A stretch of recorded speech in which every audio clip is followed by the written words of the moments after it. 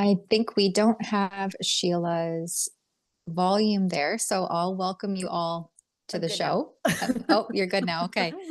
Hey, Cool. everyone. Hey everyone, welcome to our very painfully live show, Rebel Roundup. I am your host, Sheila Gunn Reid. You'd think I'd be better at this being the normal host of the show, but everybody forgets to unmute themselves from time to time. Rebel Roundup, as I said, is our live show, but it's a daily news and opinion show, and I'm joined today by my co-host and my somewhat twin, Yeah, Tamara Ugolini in Coburg, Ontario. Tamara, how's it going? good. Yeah, we are twinning today. And I guess I feel lucky here in Ontario because we can still go for walks in the forest, Right. which is not happening in various parts of this beautiful, supposedly free country. So all is well, except being a little chilly. So I'm wearing my Rebel sweater, and you must have some warmer weather there because you're wearing the t-shirt. Yeah, I think it's like 20 degrees out, which is good. We had some like 11-degree-ish over the weekend and like late last week. So I'm just trying to enjoy what little bits are left of the summer before it's all over, but the crying and the shoveling.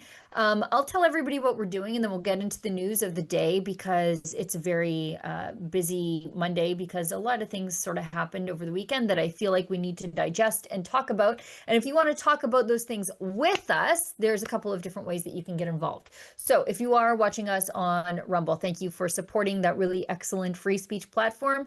Their paid chat is called a Rumble Rant. If you send us one over $5, you will see us read it on air. If it's under that, we'll do our very best to get to it, time permitting.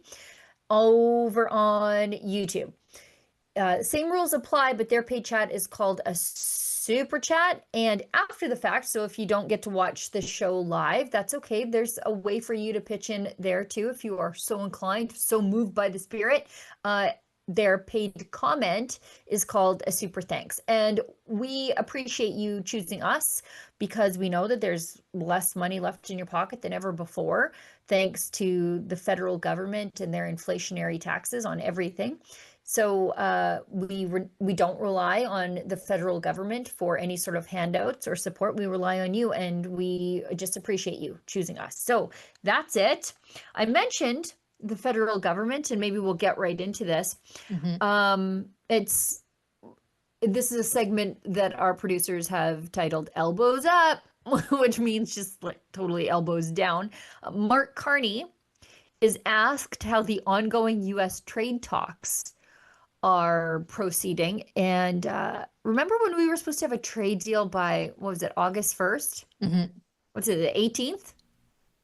So how do you think they're going? Anyways, Mark Carney can't articulate it. Let's watch. Prime Minister, can we get an update on how trade talks are going? How are they going? Good morning. Bonjour. How are trade talks going? Well, actually, I'm just going to meet with Minister LeBlanc. We'll have a discussion of that and important discussion with Premier Ford this morning on a variety of aspects for the Ontario economy, the Canadian economy, which of course includes trade, but goes much more to the issues that we can control and how we build out from within. Like what would some examples be? Well, we'll talk about the housing sector. We'll talk about steel, auto, new sectors of the economy, including artificial intelligence. What we're doing in terms of making Canada competitive. Making Canada competitive. Yeah, after a decade of liberal ruin that has stagnated the economy Yeah. and ruined various socialized programs that used to be our social safety net, that are just crumbling under the pressure of horrible policy, including but not limited to unmitigated and record immigration into this country. And I noticed that he doesn't even mention the fentanyl crisis at all and the issue that Donald Trump has taken with the fact that our porous borders have allowed for the influx of human trafficking, organized crime, the drug smuggling and drug trade networks that have formulated between the US, Canada, and Mexico. Carney was trying to deflect, I think that was a week or two ago, that this was like, first of all, he campaigned on the fact and stated during his campaign that it wasn't a crisis. Yeah, not only were his elbows up, but now they're like neatly tucked and we're kind of just doing Mhm. some weird rendition of the chicken dance. But he campaigned on the fact that he said fentanyl wasn't actually a crisis here in Right. Canada. despite killing roughly 20 Canadians every single day across the And country. he said it in BC, where it's particularly bad, where these communities are the hardest hit. He said it in a campaign stop, like, oh, it's not a crisis. Don't worry about it. We got it handled. And it's like, he said it in BC, where your fentanyl zombies are in every small town and big city across the land. And literally lurking outside of the school gates, just waiting to capitalize on your children with dilaudid, known by the street name Dillies. But here, don't take our word for it. Here, let's listen to Carney say it for himself. Fentanyl is an absolute crisis in the United States. It's a challenge here, but it's a crisis there. It's a challenge here, but it's a crisis. It's a challenge. It's a challenge. It's so much of a challenge that they haven't been able to do anything to really confront that challenge in the last several months, including after hiring an entire fentanyl czar who was supposed to get a grip on everything. So I'm surprised that he didn't mention fentanyl or that illicit illegal drug trading network at all, because Trump continues to put out in press releases and White House documentation that this is an ongoing issue for the United States. And last week, or 2 weeks ago, I think it was, Carney was saying, well, Canada's a blip compared to Mexico. And it's like, so what? Then we can just say, oh, you know what? You've got bigger fish to fry. So just ignore us little guys to the north. And it's like, no, this is obviously a problem coming in from multi facets of the United States. And like, why wouldn't you just want to get a grasp and a grip on it to benefit Canadians, not because our southern neighbors are saying, hey, this is a problem. Can you guys deal with it? We as Canadians have been saying, hey, this is a problem. Can we deal with it for several years now? And we've been reporting on the crime, the chaos, the disorder and destruction that are plaguing our city streets for years. And the government just continues to ignore it. And you can see here now, Carney's just continuing on that same trajectory as Trudeau, and he's ignoring the problems. Right. Because by and large, the federal government is a major trafficker of drugs to sadly, the vulnerable people. And Alberta has really taken umbrage with this, because the safe supply that the federal government approves of and that they're dishing out in BC ends up killing Albertans, even though Alberta is taking a recovery-based approach to this, ramping up treatment beds. We'll come get you with the butterfly net if you're terrorizing your family and your community because of your drug addiction. We have a zero tolerance approach to this nonsense. And yet we still have to deal with it because of British Columbia and the federal government's enabling of British Columbia. There are two things that Carney never quite understands just how serious they are: fentanyl and dairy. And those are the two big holdups with the Americans. So I guess until such time as Carney is willing to talk about those things, which I believe is never, we're always going to have a strained relationship with our single largest trading partner and strategic military ally. Yeah, and speaking of kind of putting your head in the sand of the most pressing issues, he continues to formulate a partnership with Liberal light, allegedly progressively conservative Premier of Ontario, Doug Ford. And so we also have this clip to show you of Ford speaking of he calls it, I guess, unpredictableness of Trump, and says that, well, here, let's listen to him himself. I'm going to try not to laugh while he spews his nonsense, and then we'll chat about it. Donald Trump is so unpredictable. I don't even know if he knows what he's doing tomorrow morning. So let's start focusing on creating that environment. But is there an acceptance? Is there an acceptance, I guess, from leaders that we'll just have the tariffs? Again, the Prime Minister will speak on that, but the President is unpredictable. He'll come out with some cockamamie thing tomorrow that we don't even know about. So right? do you think that Mark Carney is being too elbows down in response to that unpredictability? Not at all. He's doing an incredible job. He's working collaboratively with 12 other premiers and myself, and working as Team Canada. And he's doing a very, very good job, in my opinion. Put in his position, dealing with Donald Trump. Let's stop worrying about Donald Trump. We'll start focusing on Ontario and Canada and all the other provinces and territories. Dealing with Donald Trump, he literally campaigned on fighting Donald Trump. Carney's campaign was centered he campaigned against Donald Trump, not against Pierre Poilievre. Right. So now all of a sudden they're like, oh, well, let's not make it about Donald Trump. It's like, but you spent your entire snap election campaigning against Donald Trump, and now you're caving to, like, where's this Canada First, elbows up, strong Carney we heard so much about during the campaign trail? He's just flopping, just like Ford, right? They're good allies. Flip flop Ford and elbows tucked Carney. You know, what did we hear from the ambassador last week? The United States ambassador to Canada, that this talk isn't helpful and Trump notices. And so what does Ford do right away? Continue to run his mouth. That's not helpful. Do you even care about the steel sector? Do you even care about the auto sector? Because running your mouth about how unpredictable and crazy Trump is doesn't get you anywhere with Trump. And by the way, I don't think Trump is all that unpredictable. He literally told everybody what they were going to get from him if they didn't deal with certain issues. And fentanyl was one of them. He said, we're going to tariff the daylights out of you unless you deal with fentanyl. They don't like the dairy cartel. And the Liberals refuse to fix any of it. They appointed a fentanyl czar, as you mentioned before, but who is he? Where is he? What has he done? I don't know. I don't know. We still have finding super labs every single week in British Columbia. So, I mean, it's who appointed Doug Ford, the foreign affairs minister?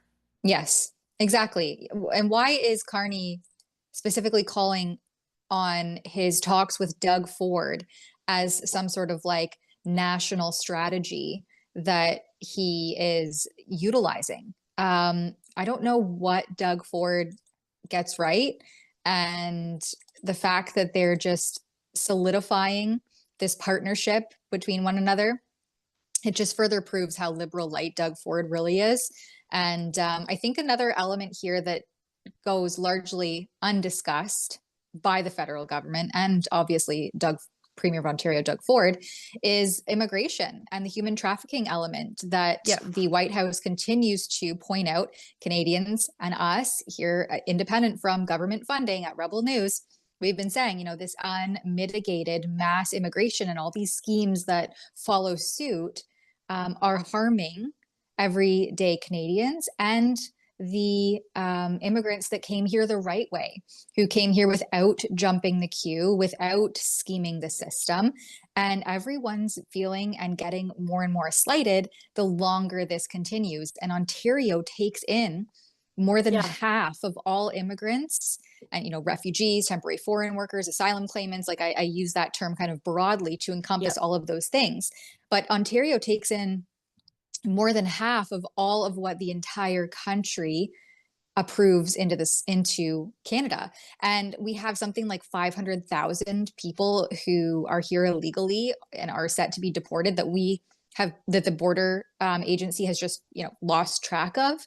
And Trump is trying to say, hey, get a grip on this stuff, Canada.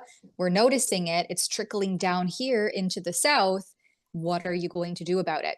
And what are they doing about it? Well, they're just deflecting and ignoring the real heart of the problem and trying to align us more with the Europeans, as though that's a closer trading partner than what we have always had historically to the south of us in the United States. It's absolute nonsense. Carney was supposed to be this like central banker, master negotiator, master economic advisor, getting us out of the mess that Justin Trudeau created because people didn't realize that he'd actually been whispering in the ear of Trudeau for the last several years. And how are you Liberal voters feeling now? I think, and I'd suspect, pretty slighted. I don't know why. Well, I do know why, because they have no interest in resolving this problem with the United States. They, I think, for political reasons, as in their own political fortunes, they can't campaign on their own record, so they have to campaign against Trump, right? Like if you had to campaign on the Liberal financial record, fiscal record, you couldn't. And who was whispering in Justin Trudeau's ear during those times? Well, it was Mark Carney. So I think we're just going to get Carney's entire term of being adversarial with Trump and not fixing the problem with Trump. Because if you fix it, then you have to go back people will then all of a sudden look towards you for the problems that you've created in Canada, as you say, immigration, fentanyl, all those things. Because if you cared about fixing this issue, you wouldn't have Doug Ford leading the communication strategy here, particularly after the ambassador was like, what he says makes everybody real mad. Because you would be sending Danielle Smith, who has a great relationship with the Republicans. You know, they have a lot of like cross-border work on energy issues and agricultural issues. They like her. She speaks directly to them. She goes on their networks, not CNN, not MSNBC.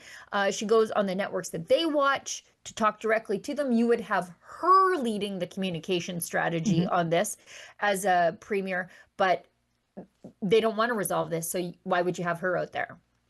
Well, Danielle Smith has shown time and time again that she has diplomacy. She's not backing down. Like she's tough, but she has diplomacy. And I don't see any from Carney or other than looking like a lost schoolboy beside Trump during their White House meeting just after he was first elected in May. And he's like kind of cowered beside him, looking up, just like, please pat me on the head, Grandpa.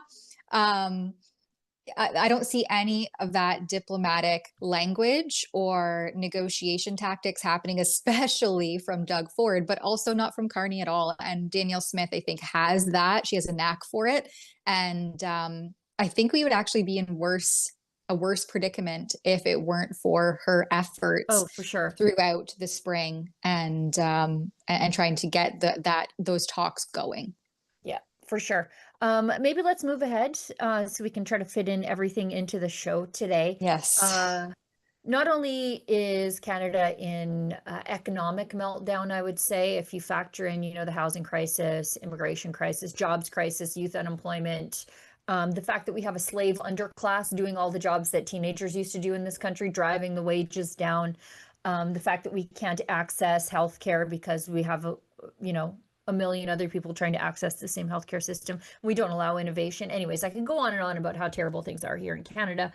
But one of the things that the Liberals have really overseen over the last, since October 7th, nearly for 2 years now, is this surge of anti-Semitic protests, violence in some cases, shootings in other cases, and they really don't seem to care. In fact, I pulled records with the RCMP and it shows that they had 0 meetings on anti-Semitism, but plenty of meetings, as it turns out, with new data on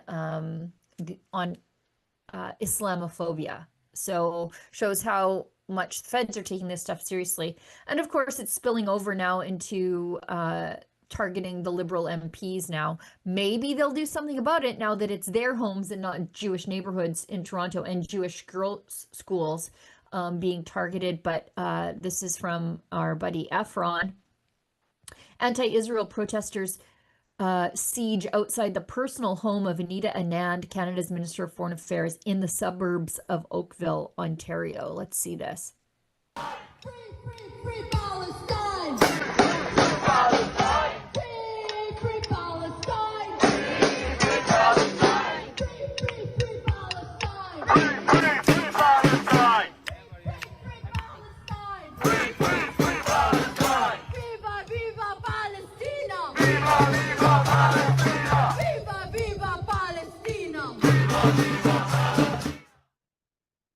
I hate this.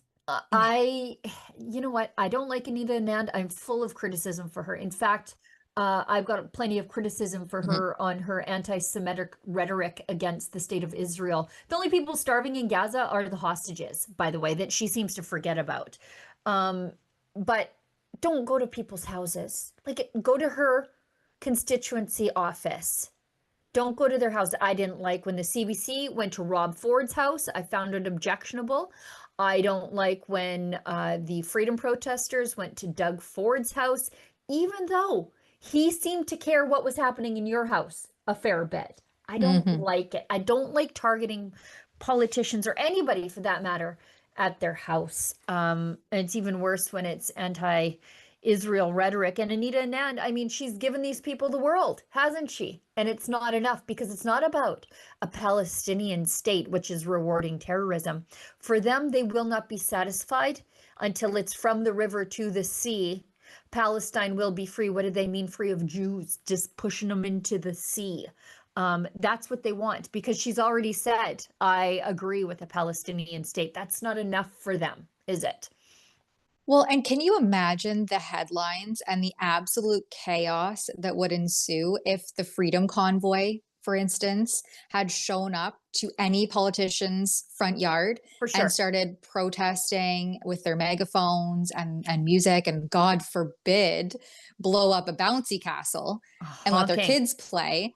The two-tiered, not only does it highlight the two-tiered policing that we have in this country, where I would say this has just been continually emboldened over the last few years, but also the two-tiered media coverage. And you can just contrast that with the Freedom Convoy that happened, 3 years ago, which was grassroots, old stock Canadians who had had enough with their government. Look at how they were treated versus this kind of, protest that you see in front of the minister's house.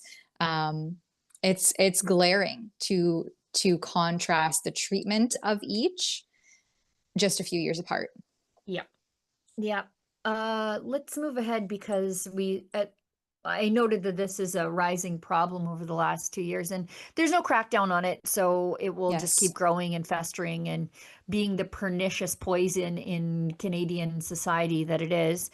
And we see perpetually this show of supremacy in Montreal, where the pro-Hamas protesters converge on the Notre Dame Basilica. It's a Catholic church, and they hold their prayers there. Now, I'm not against praying in public. I disagree with obstructing traffic to do it. But what I see here isn't necessarily illegal unless they're blocking the entrance to the church. Or if they're on the church property and the church has asked them to leave, then you're trespassing. What this is clearly, and it's why I find it objectionable, however, I'm not sure if it's illegal unless they've been asked to leave and they're trespassing, it is that they are showing supremacy. I just Googled it. Mosques near Notre Dame Basilica in Montreal. There's plenty. There's plenty of mosques in and around this basilica. Why aren't they praying there? Because they have to show supremacy over the religion that built the entire province of Quebec, and specifically the city of Montreal.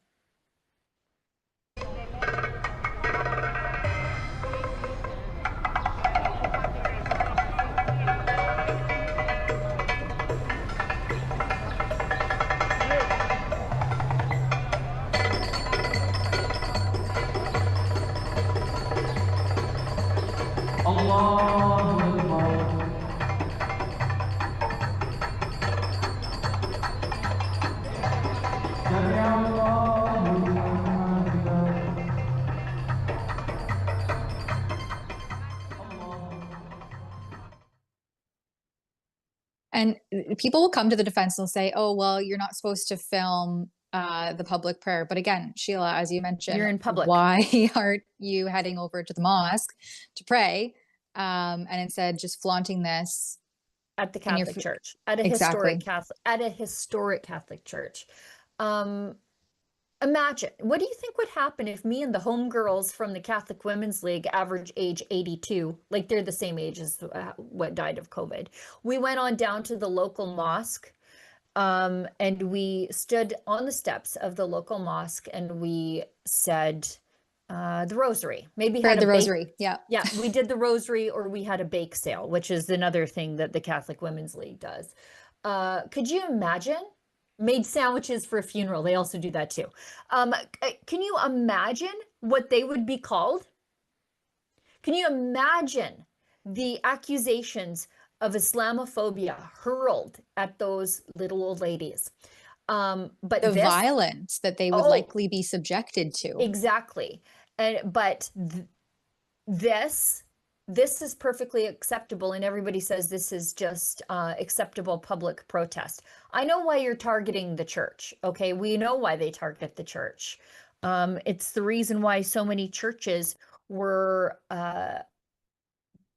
converted into mosques, right? That's the first thing that conquering groups do. And I know what they're doing. They're just doing it without explicit violence right now. Yeah, the messaging is there. Right. The messaging is there, and the intimidation is definitely there. And this is the slippery slope. Yeah. And I think this was at the same time Alexa was catching a CBC journalist. Oh, this is wild. Leo Kalinda. Yes. Journalist working, a Rwandan-born journalist working with CBC Radio Canada since 1978 in a career spanning nearly 5 decades. I think it's multiple people at Leviathan. I don't know, that's what the name would indicate to me. Leo Kalinda has been identified in a Rebel News video as the man calling an Orthodox Jewish man in Montreal a dog, saying you are killed to go to Gaza so that you must die, and calling him a killer. And this Orthodox Jewish man, for all anybody knows, may have no actual ties to the state of Israel outside of the fact that he looks openly Jewish. And so that's why when they say, oh, it's about Zionism, the hell it is, because you don't know anything about this guy except that he looks Jewish. When asked why he was saying this, Leo Kalinda's response was, you know why. Oh, I think we know why, Leo Kalinda, CBC. Thank you to Alexa and Guillaume for collecting information regarding this incident so that we were able to identify the man in that disturbing video. Imagine if that were a Rebel News journalist saying anti-Semitic things out on the street. Look at this deranged lunatic. Yeah, let's play this. Let's play it.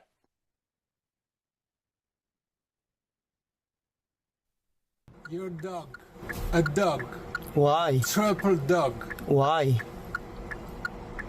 You know why? Why? You know why. Because I'm wearing this? Go to hell. Because I'm wearing this? Go to hell. Move. Because I'm wearing this? Move.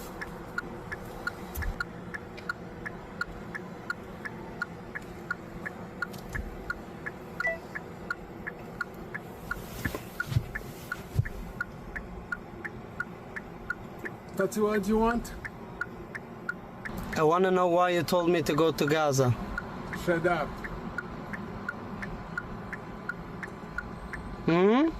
Shut up. Why should I shut up? You're killed. You're dying. You want me to die? You must die. Why should I die? You know why. Why?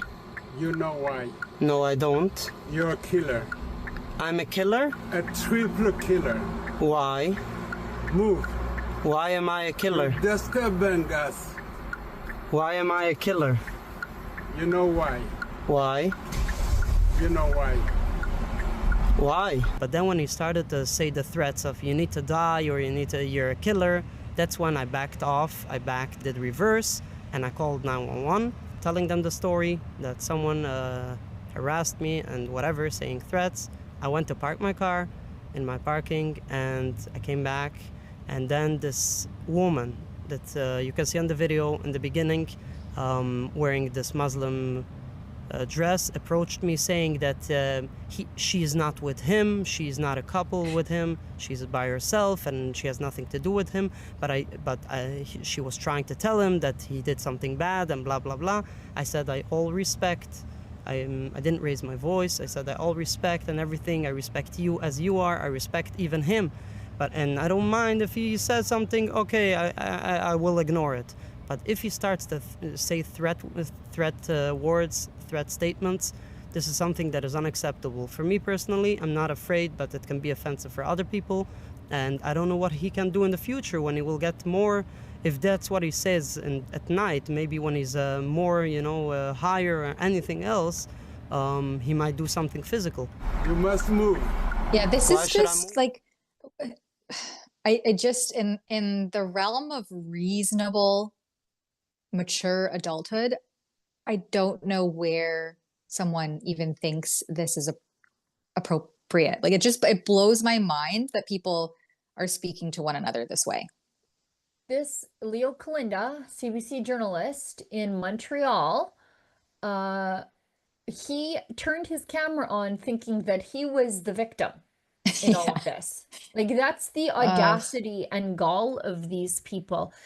Preface the coverage of this from the state broadcaster, which is nil, versus the cries of Russian influence and Nazism in the Freedom Convoy, thanks to a staged flag that nobody saw anybody ever again. It was very clearly staged.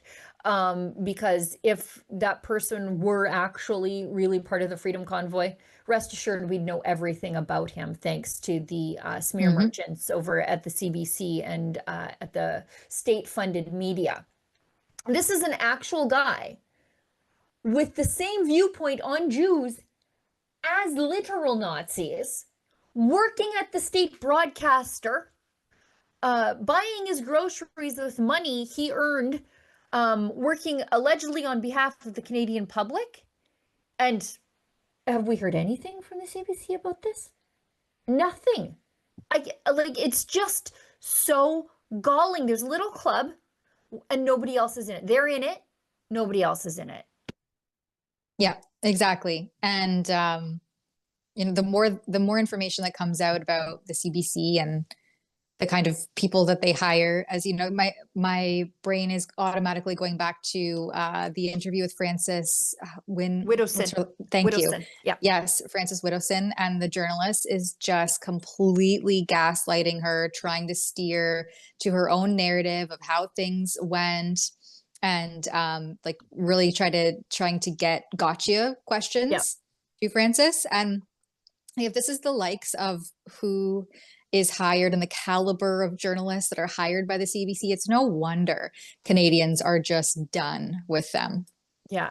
This is supposed to be some sort of neutral broadcaster. And let's not kid ourselves. I don't think any broadcaster is neutral, which is why I don't believe in state broadcasters, because I don't want to pay for someone's bias. Like, I don't think it's a surprise to anybody to find out that I'm a conservative and I see things through a conservative worldview, and that's how you're going to get the news from me, is through a conservative worldview. Here's the good news. You don't have to pay for it if you don't want to. I think everybody is smart enough.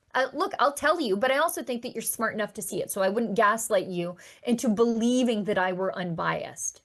But CBC thinks that you're stupid, and that they are entitled to your money. And that's my problem with all of this. If you want to have a network of anti-Semites, I suppose that's your business in the free market, but don't expect everybody to pay for it. And that's what CBC does. 100%. And they're funded by the same government that is funding courses and departments dedicated to unpacking your unconscious racism and your unconscious bias. Unconscious racism. And it's like, this is absolutely absurd. So it's no wonder that we're here right now, but that's where the Canadian government and its state broadcaster currently lie. Yeah, I don't think the racism over at the CBC is unconscious at all. I feel like it's like out front, it's completely conscious. They're not even trying to hide it. In fact, when they're being racist, they think the targets apparently are are like the bad guys, and they're the victims of it. Just complete reversal of reality, and you can see it on full display in that video shared by Alexa. Yeah. Hey, let's hit an ad break. We're halfway through the show, pretty close to it. And then we'll come back, we'll read the chat. We got one from our friend Aaron Burton, who's been very generous, and then we'll get into what's left on the day.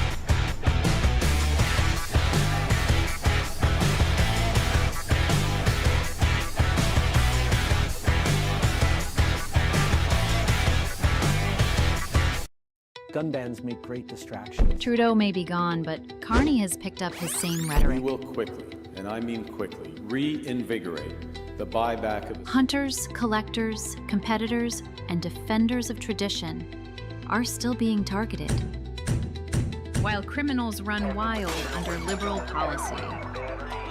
But we are fighting back. Join us, Canada's National Firearms Association, in defense of freedom. Right. Sorry, go ahead.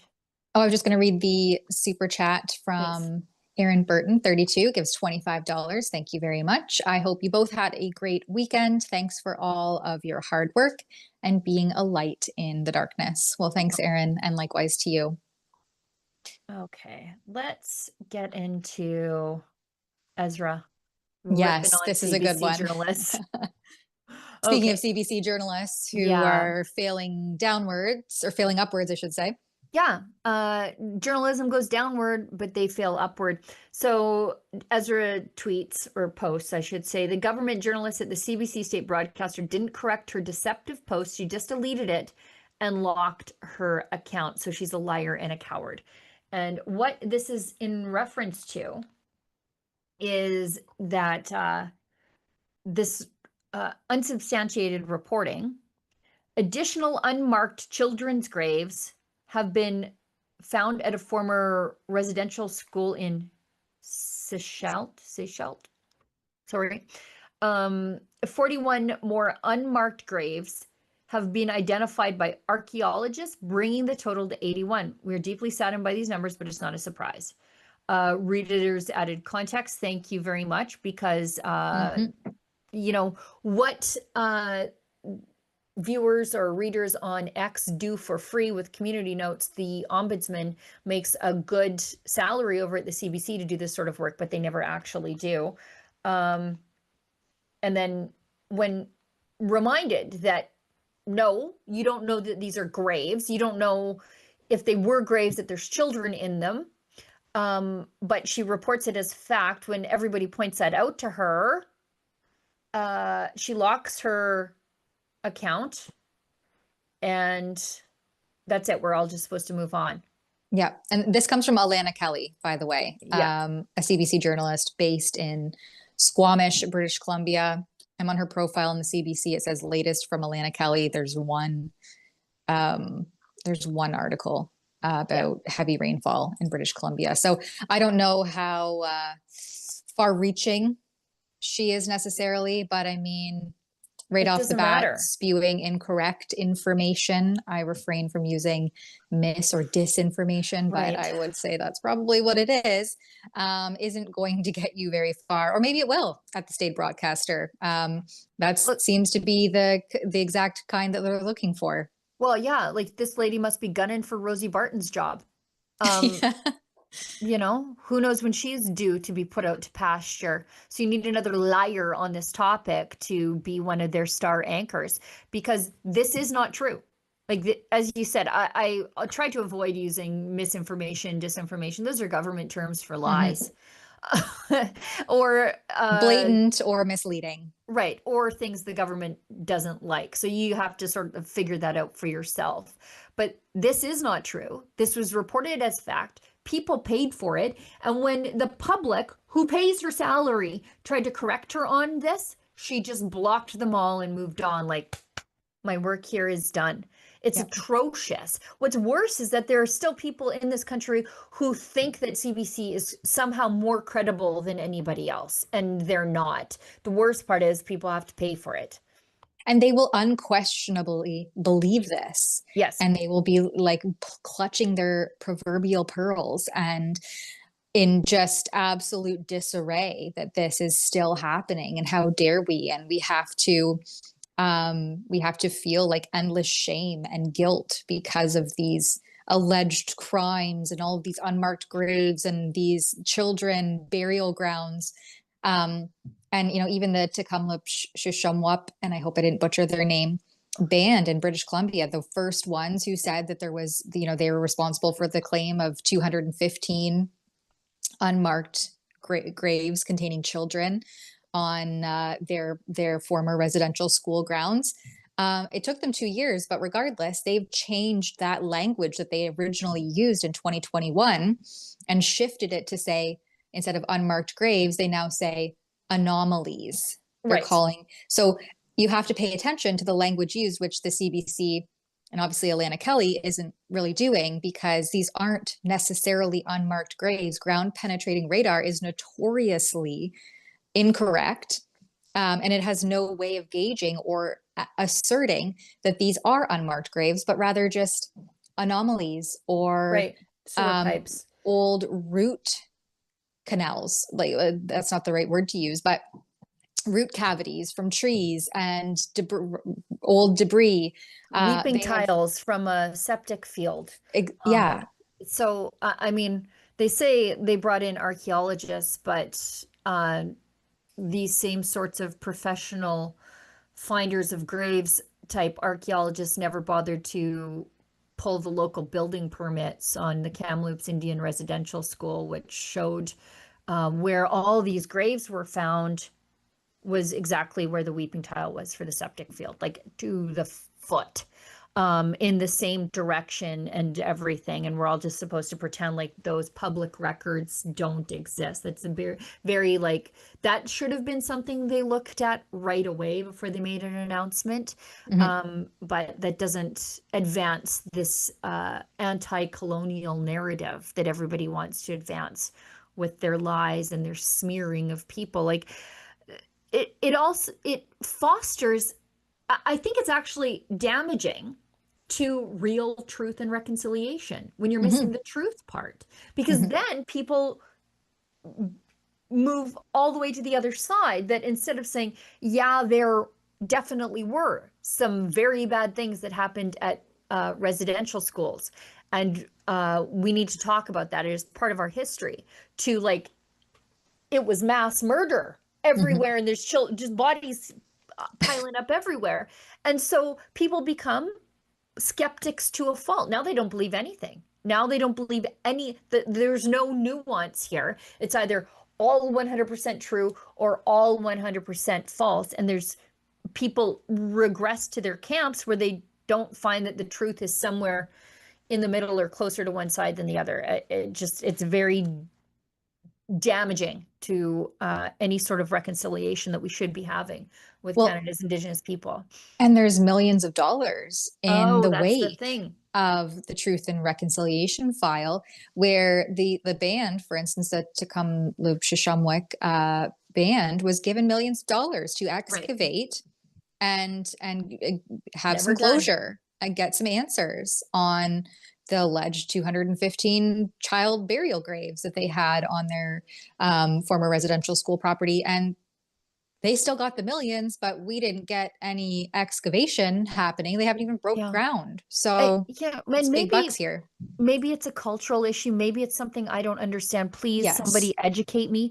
But if my great auntie were supposed to be in a burial pile somewhere, thanks to a crime somebody committed against her, I would say dig her up, find out what happened to her, allow the family to give her a proper burial, and hold the people to account by investigating every single aspect of this. Call in the RCMP, call in the genocide investigators with the UN, whatever. Call in the people who investigated the genocide in Rwanda, those guys. Call them all in.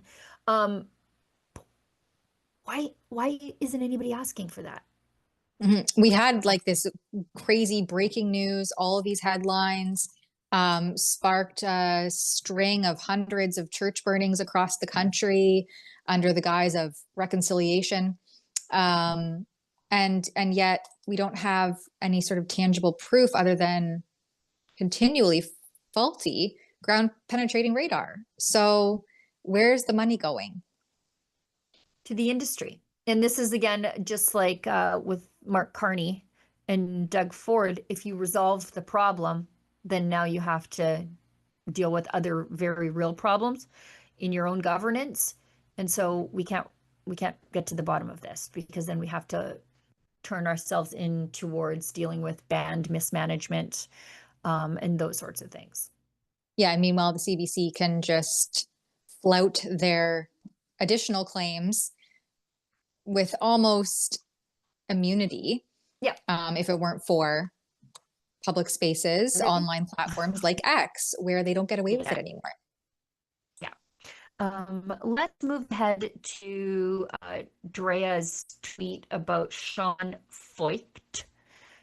Drea, I'll have you read it because it looks like my internet is falling apart. Oh, I think it was. Or Tamara. Yeah, that's okay. So here, Drea shares this clip of Winnipeg Mayor Scott Gillingham explaining why his city is adding to the list of those blocking Feucht's Christian worship concerts and the denial of permits to do so. Let's have a listen to this. Thank you. Well, to be clear, his permit was not canceled in Winnipeg. And so that's an important distinction. An application was made to the city of Winnipeg, I think by Burn 24/7, I think is the organization that made the application, to use Central Park. And for your viewers and listeners, Central Park is a park right in the center of the city of Winnipeg. It's not a very large space. It's surrounded by kind of a high poverty area. Many groups use the park. Our staff, as they do, our city staff, reviewed the application, and after speaking to many departments within the city, as they will do when they review an application for a permit often, determined that that space would not, they couldn't guarantee it could accommodate what he wanted to do. First of all, the event, the worship event, is not a ticketed event. That's fine. But there was no way for our staff to determine then how many numbers of people would be attending and coming into the park.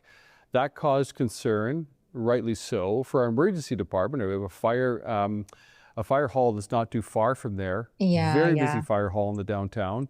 And they didn't want any way jeopardizing calls to get the fire trucks to any call. So the permit was not canceled. It was not approved. It was denied because of the location.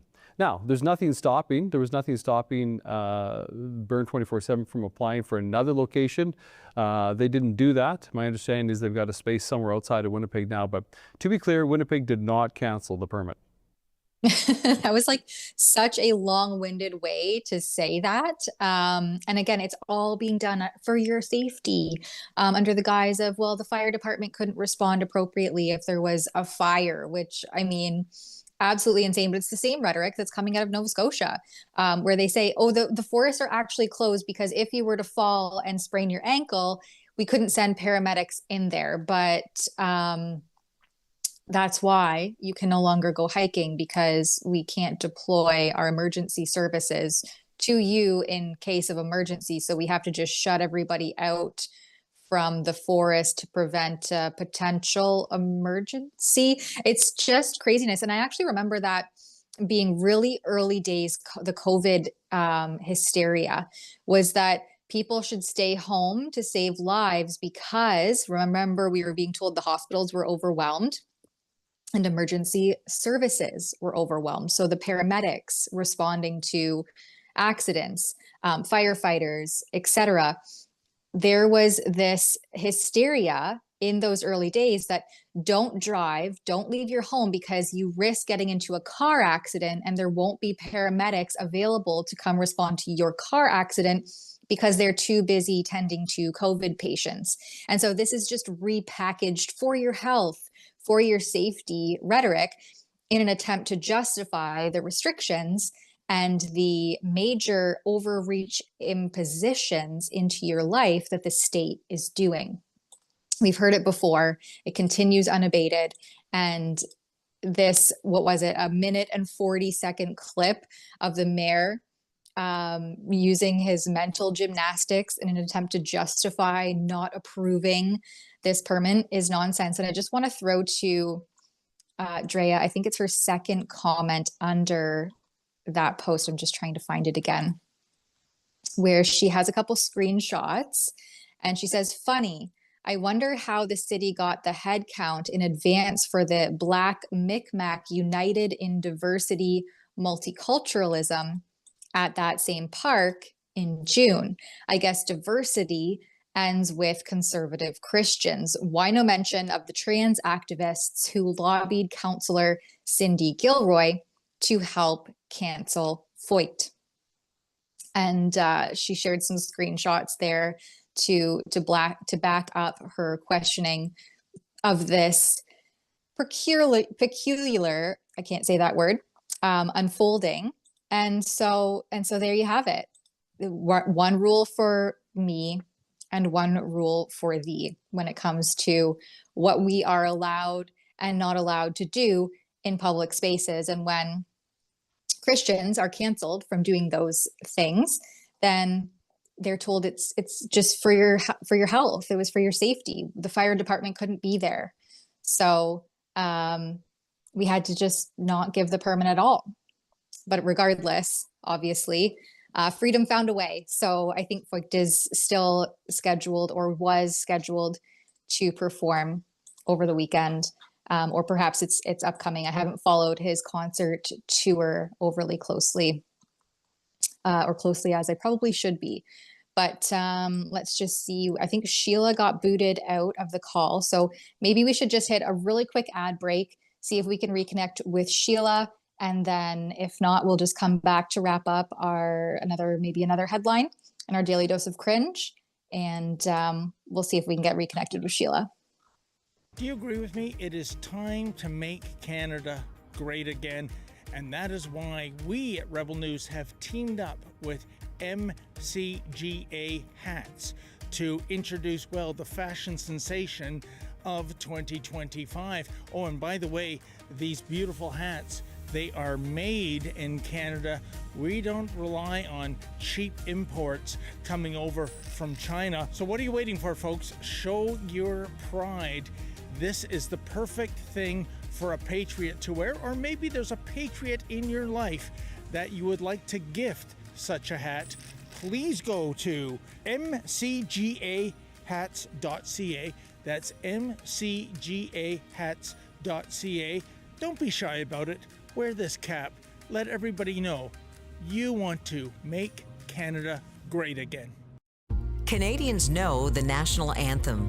They stand in silence to remember those who died for this country. But not every Canadian knows their rights and freedoms. The Freedom Passport will change that. It looks and feels like a Canadian passport, but contains the Canadian Charter of Rights and Freedoms in a portable, easy-to-read format. The Freedom Passport. Order one for yourself and for all the freedom lovers that you love at freedompassport.ca. All right, before we get into our daily dose of cringe to wrap up the show, this is kind of in line with a daily dose of cringe. So maybe we'll just have like 2 daily doses of cringe. But I want to throw to this piece that comes from Blacklock's reporter. And I think that Sheila is going to put her own spin, or not spin, but her own write-up about this. But I just wanted to quickly point out that the feds, and specifically the Department of Immigration, is planning a time for a sexy drag show. I don't know if we can pull up the photo that accompanies this piece from Blacklock's reporter. Yeah, there it is, drag bingo, and it's supposed to be a sexy drag show. So this comes from, as I mentioned, the Department of Immigration. They're invited to work-day festivities marking the Public Service Pride Week. And I think that's actually scheduled, was it last week or this week? Anyway, we'll get to that in a minute. But this comes at an undisclosed cost, according to an internal staff notice. And events include a workday bingo game with a sexy drag rock star. The department didn't provide comment, and they did not detail how many employees self-identify as LGBTQ. I don't know if it's IA plus SL, whatever the full acronym is these days. But this is being done, and these events were booked during business hours. So don't forget, these are public servants. They're paid by the public they're supposed to serve. And instead, they're going to be busy dedicating an entire week to Pride festivities in the public service. I did a report on this. I'm just going to pull the link because I did a report on this about a month ago. And if I can find the actual link, it's called the Government of Canada's Pride Flag Obsession. And it came from an access to information document that we'd obtained showing just how, well, as it says, obsessed the feds are with pride flags and making sure that they're the most progressive and up-to-date renditions of this Pride Progress, whatever the actual flag is called these days. I think it's the Pride Progress flag is the fully inclusive one, so they say. But anyway, in this report, I discovered that there is an entire Pride Week by the federal government. And I'm just trying to find my, here it is, my hyperlink, because of course, as with all of my reports, you can all fact check me and you can follow the hyperlinks where I use to source back my claims and where I find things. I make sure to include all of that.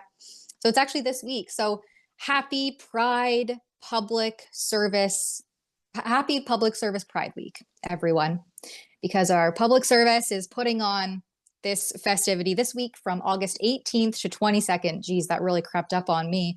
So you can show your colors with public service pride. And as you can see, if you scroll down just a little bit further, there's an entire calendar dedicated to the various events that they'll be holding. There's a newscast running up just against us here from 1 to 2 p.m. Public Service Pride Network newscast.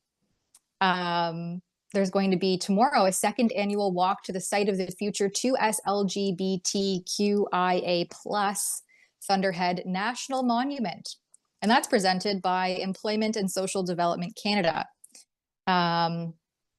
There's one here being put on by Health Canada on Wednesday from 1 to 2 p.m. Science is a Drag, presented by the Gender and Sexual Diversity Network and the Science and Research Integration Network from Health Canada and the Public Health Agency of Canada. Yes, those are the same people who told all of us to trust the science.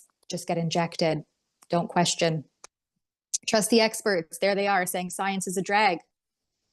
What else? There's a Pride Potluck Picnic. Again, that one's presented by Health Canada and the Gender and Sexual Diversity Network of our public service, in case you're wondering what these people are up to this week.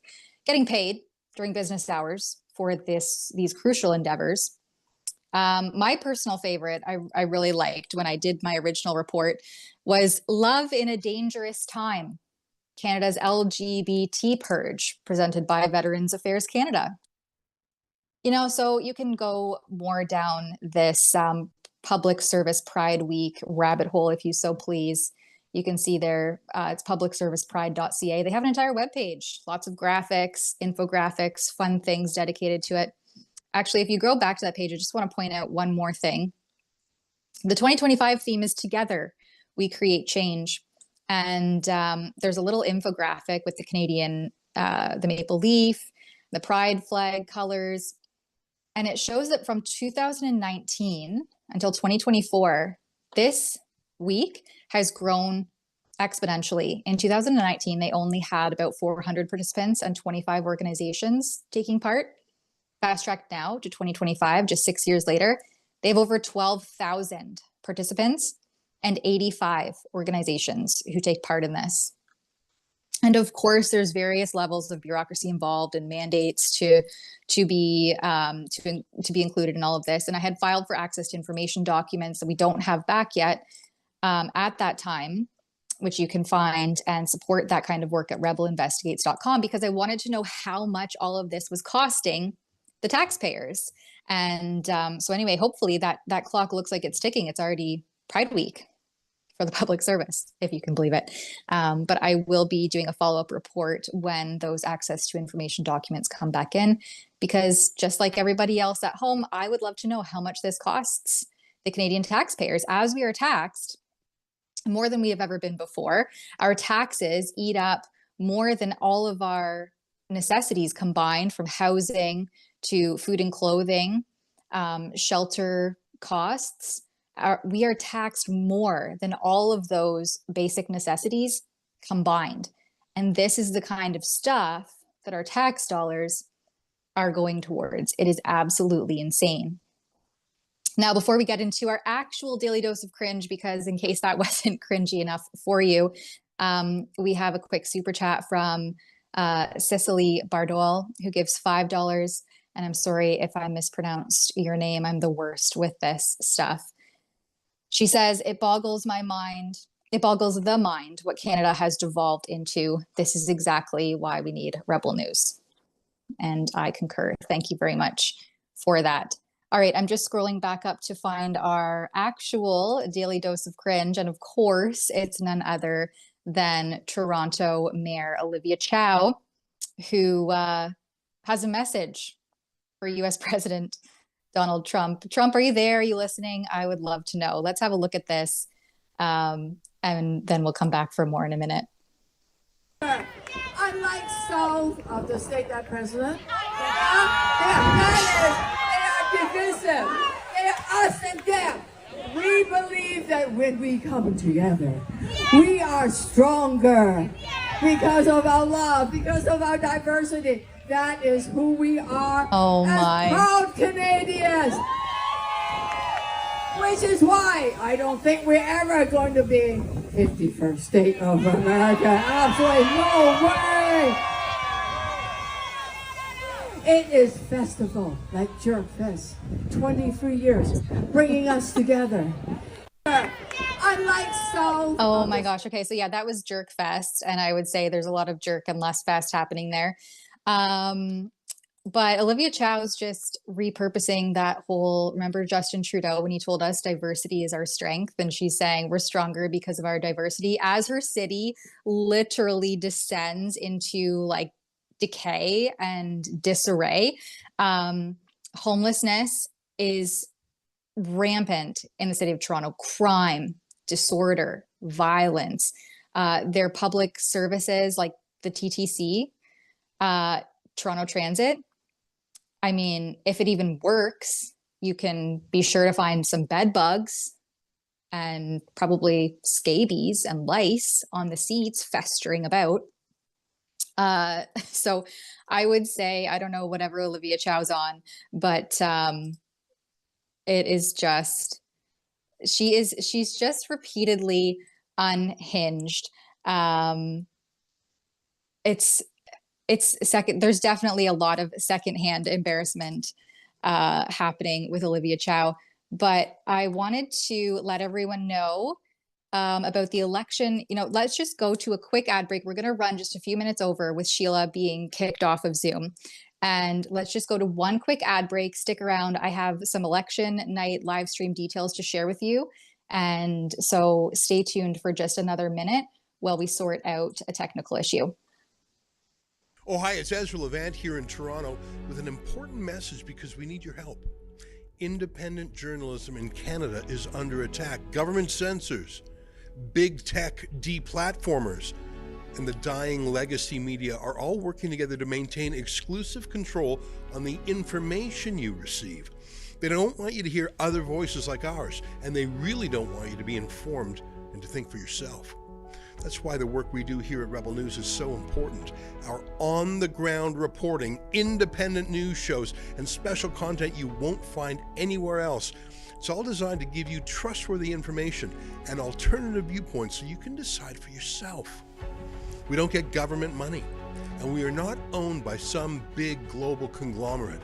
We're funded by people just like you, so please support independent journalism and help us continue our work by subscribing and becoming a Rebel News Plus member today, right here on the page. Go to rebelnewsplus.com.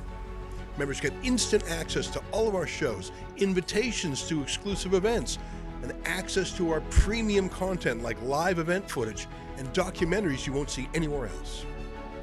Only Rebel News Plus members can join the conversation by participating in the comments section of our new website. That way you can have your say too. More than anything, though, you'll be able to take pride in supporting real, honest journalism, and you'll help our talented team continue to do the work to push back on the establishment. We really can use your help. We need it, in fact. So thank you, and enjoy Rebel News Plus.